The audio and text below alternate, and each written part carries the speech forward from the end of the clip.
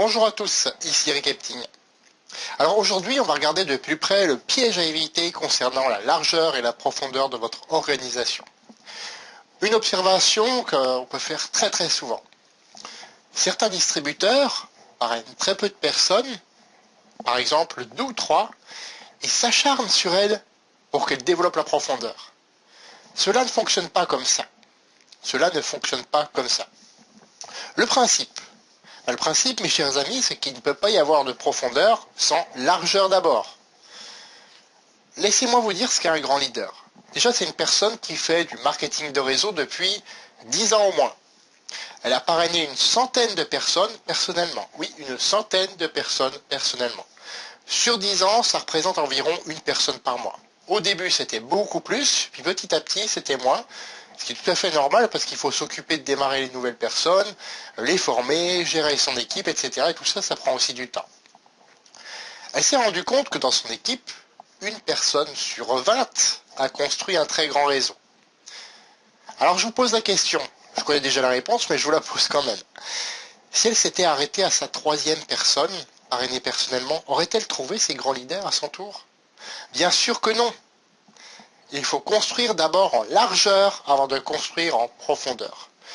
Plus vous allez parrainer de distributeurs personnellement, et plus vous allez pouvoir trouver ces leaders qui vont travailler en profondeur. Et vous allez les aider en travaillant en profondeur avec eux.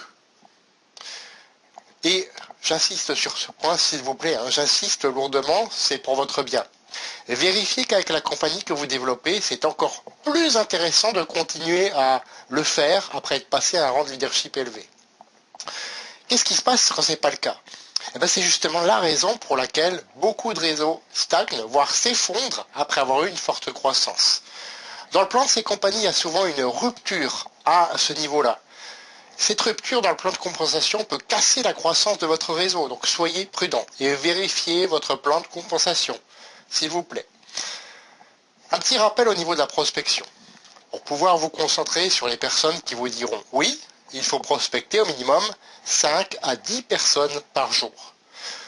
Ça vous permettra d'avoir un nombre suffisant de personnes à parrainer personnellement. Voilà, et vous maintiendra aussi votre motivation à son plus haut niveau. Alors combien de personnes en largeur me direz-vous? Très bonne question. Pour y répondre, je vous invite à visionner ma prochaine vidéo qui est justement sur les avantages du placement. Et là, vous avez déjà un indice. Abonnez-vous pour ne pas la manquer. Un lien va apparaître juste là. Ou alors il figure déjà dans la description de cette vidéo.